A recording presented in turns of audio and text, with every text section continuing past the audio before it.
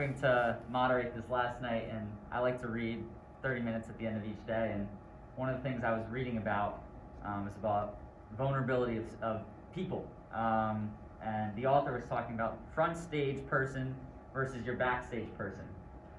Your front stages might be what people see every day, what you wear, what you put on social media.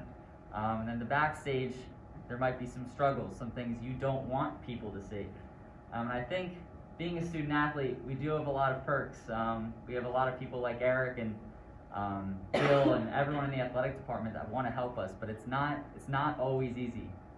So Amanda, I'm going to go to you, kind of going into that backstage of lives. What's one thing that maybe you struggled with as part of your identity that comes with being a student athlete?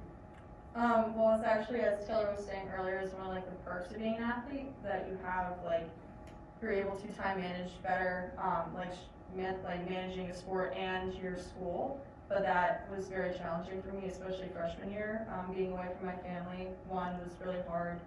I actually ended up going to CAPS for a little bit because of like just everything going on.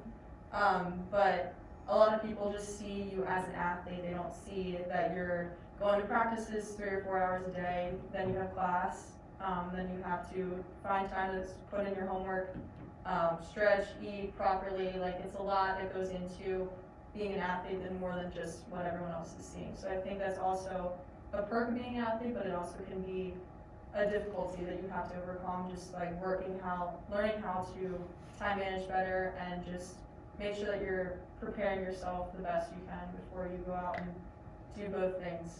For sure, and thank you for sharing that. I mean, I'm just going to poll real quick. How many of you have gone to CAPS or Dr. Woolen, if you're an athlete? I think it's more people than you realize. A lot of times in those moments where we're struggling, we feel alone. But I saw a good amount, probably majority hands in here, so thanks for bringing that to light. I'll go to you, Olivia. What's one way, maybe since your freshman year, like Amanda was talking about, finding that struggle, that you've learned to deal with those negative effects that come with being a student athlete? Yeah, I think one thing with being a student athlete that I've realized, especially being a track and field athlete, Bobby, a lot of you guys know,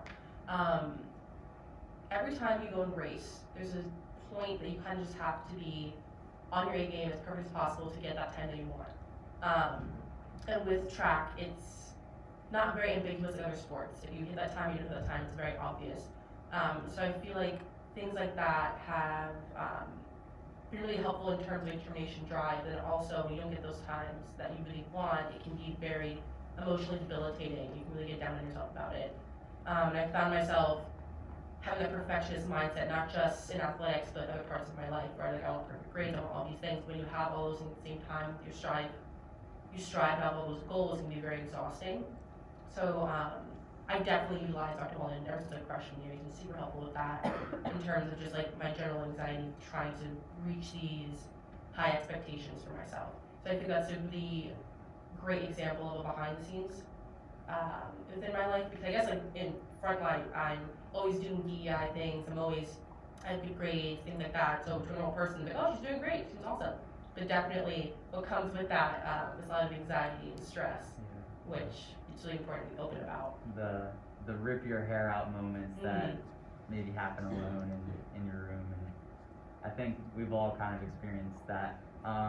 Any of you else want to share how maybe you've learned to grow since your freshman year and manage those negative aspects, or not those tougher aspects of carrying that student athlete title?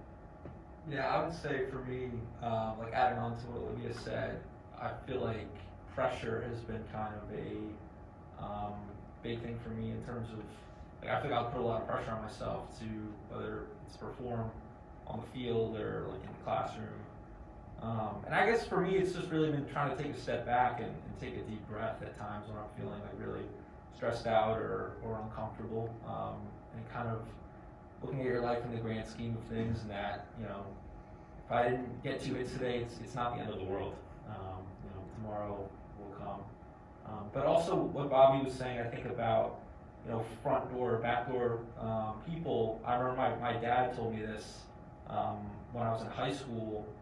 You know, a lot of people who look like they have it all figured out, in reality, those are the people who are kind of pressing to make sure they appear that they have everything figured out. And I think that's something that I hold dear to heart, and that I think a lot of the times, you know, we want to give off an image about ourselves that may not be really who we are, how we feel, but it's more of what we want people to see.